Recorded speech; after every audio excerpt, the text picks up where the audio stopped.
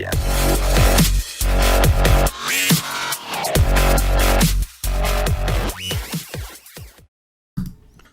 What's up, nation? Welcome to another edition of the Wise Take MLB DFS podcast. I'm your host, CK013. You can find me on Twitter at CK_013. And I'm bringing you a solo pod after a night of, barbecuing, 4th of July. It's late. Talking about Friday slate. Figured I'd give the rest of the boys off, man. Let them enjoy their holiday. They work hard. The people at the Wise Take Nation work hard. So, figured I'd leave them alone on a Thursday night. With that said, the nation still has to provide some content for those of you who are returning to work, those of you that are returning to the grind of the week for one more day before the actual weekend hits. And we have a pretty big slate. 13 games, I believe. 13 is, of course, one of my favorite numbers. I guess second to Salem at the moment. Yeah, let's go ahead and jump into it. I think looking from a cash game perspective, as we normally do, I'm going to do something a little different rather than start at the SP1 or the spend up, because I think there's a conversation to be had with the spend up. I'm going to go down to Julio Teheran at 6-6 against Miami. Terrible park. Atlanta's park has been really high scoring lately. It's very hot, very humid this time of year. And Teheran, quite frankly, has sucked. If you look at his game logs. His last decent game was against Pittsburgh. After that, they saw the Mets twice, and of course the Cubs, who are a very tough offense. And I think that Wrigley game was wind blowing out as well, but I'd have to verify that. Either way, I think at 6-6 on DraftKings, it's just really, really cheap against Miami. I wish this game was in Miami, but maybe his price would be higher if it was. But I think for now, he would make sense for an SP2 in cash. I know he's in the SP1 slot, but that's because I clicked him first. But because as far as cheap guys go, he seems to be the safest, seems to be the most appealing, if you will. So for cash games, I'd probably go there. The SP1, I think, is worth the conversation. Justin Verlander, probably more of a tournament play, being that he's coming off a bad game against Seattle, and the Angels have been actually a very productive offense. But over his career, he's kind of owned the Angels. So maybe better for tournaments. But then you have I think it's DeGrom and Kershaw are the two guys you have to consider. I personally prefer DeGrom. I think this day and age, he is an actual better pitcher than Clayton Kershaw is at this moment. They both have pretty good parks for pitching. The Dodgers park probably a little bit better, assuming it's still going to be hot and humid in the Northeast. But Philly has a lot of high strikeout rates against righties. So I do like DeGrom at home. That's my preference. You can save some money going down to Clayton Kershaw, and I think that's what it comes down to, is if you need the savings, I think you go ahead and go with Kershaw. But if you can, I personally prefer DeGrom, and that could be a little bit of a homer kind of thing, but I truly believe DeGrom is the better pitcher, and I like to play guys that I think are better when I can, and I'm not forced to game theory leverage things. But that's probably where I would go in cash, either DeGrom or Kershaw with Teheran, as of now. We'll see if things change tomorrow. We got to see Miami's lineup, the weather, all that good stuff. Going on for tournaments, I mentioned I thought Verlander was kind of interesting. As a pivot off of one of these guys, should be fairly low owned. And there's no cores on this slate, so there is no ridiculously crazy spot that you have to go ahead and jam in. We don't even have the Rangers at home. The Rangers are on the road. But as far as tournaments go, there are a lot of interesting guys.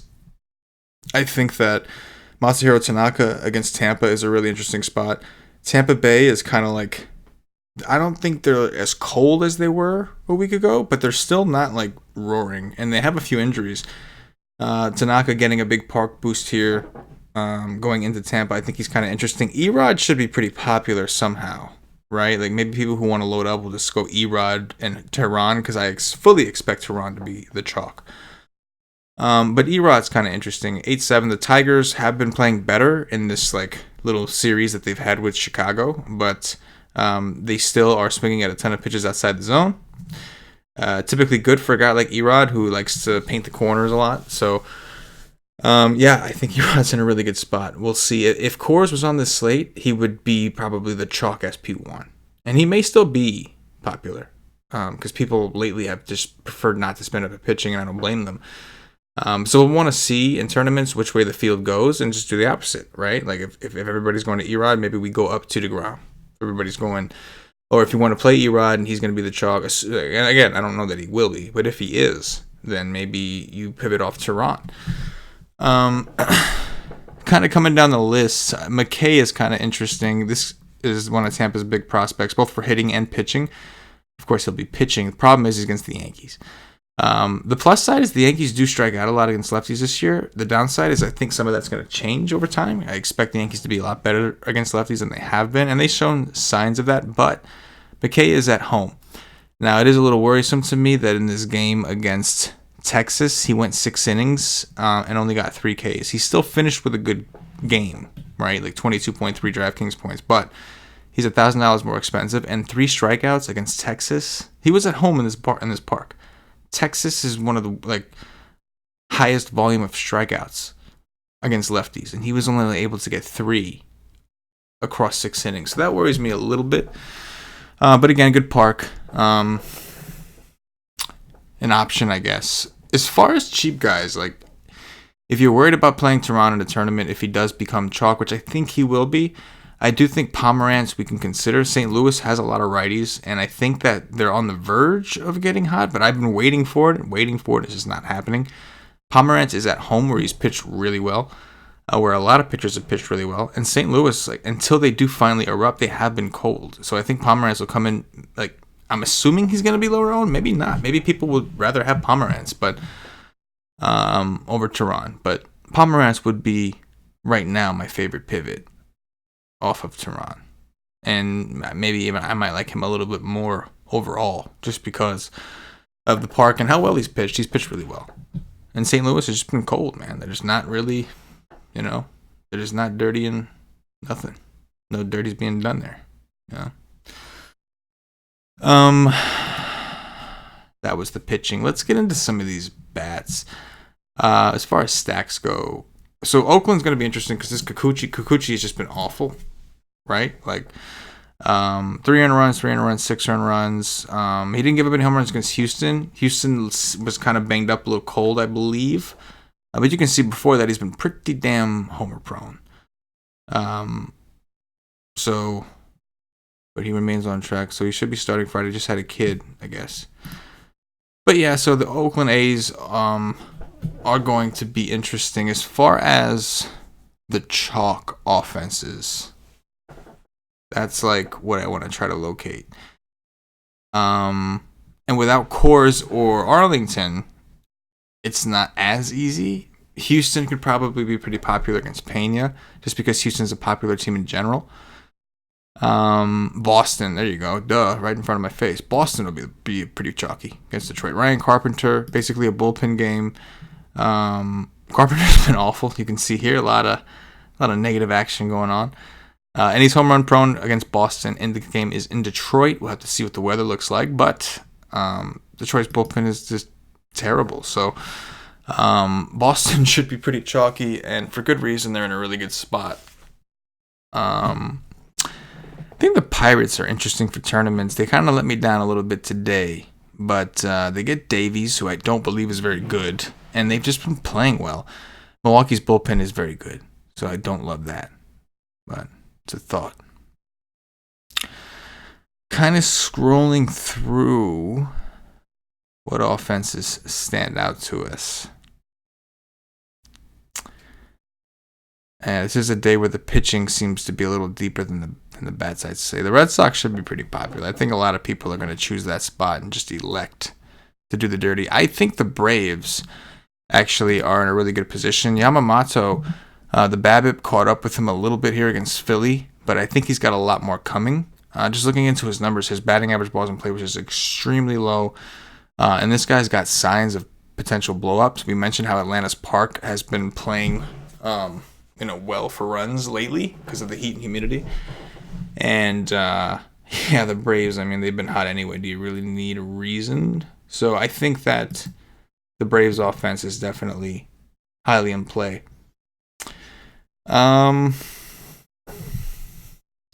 Kansas City is kind of interesting. I mean, the Nationals bullpen, I feel like they haven't been as bad lately.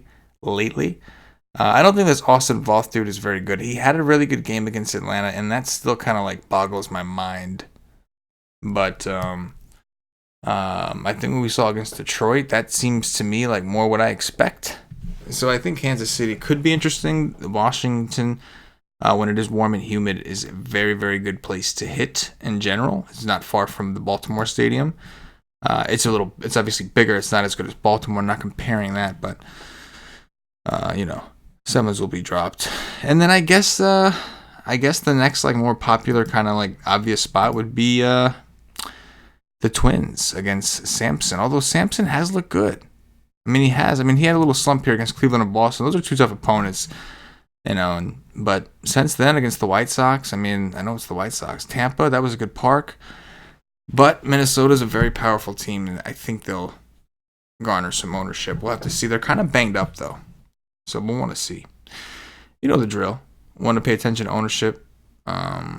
See what's available for leverage. If you play cash in tournaments, go with the flow and cash maybe, and hedge yourself and back yourself up in tournaments. But few interesting spots. This is going to be a slate it's kind of refreshing, I think, because lately, because of the way Coors has been this year, it's like when Coors is on a slate, it just kind of ruins it.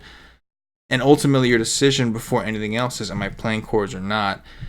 And I think the best way to go about that is to determine if you're able to, like based off the pitching, for instance. If the cheaper options are deeper, then maybe that's a good time to go ahead and play Coors if the spot lines up and everything you need is there. Because it's not going to be like you taking terrible players to make it work, And if it's a situation where like you'd have to force yourself to play awful people to make Coors work, then you just don't do it and you find a different team. And on this slate, it's refreshing because we don't have Coors to worry about, and there's really not that offense like that. And even though it's a 14-game slate, I do think the ownership will be fairly concentrated amongst those three offenses, mainly Boston. But it's refreshing. But a slate where I'm going to want to go ahead and look at the numbers because we're able to kind of dig in deep and there's a lot to cover. We don't want to miss anything, but feeling good about this slate. I'm liking it. All right. At this point, I'm going to remind you, if you haven't checked us out at whitestake.com, go ahead, do it up. If you haven't taken advantage of the 1 week free trial, I recommend you wait till after the All-Star break, to be honest. Maybe get a day pass for now to try it out and see. We'll still obviously honor the free trial when you're ready, but the All-Star break is approaching. So those of you that are just ready to rock with us, be ready because we have, I think, 3 days, Sunday, last day before the All-Star break. So let's go. Let's get the bankroll up. But anyway, check us out at whitestake.com. We're a DFS content provider, DFS community, all the above. Day pass gets you in for the content for one full day for all MLB content. The live stream, which is a live stream we do 2 hours before lock. The articles, cheat sheets, etc.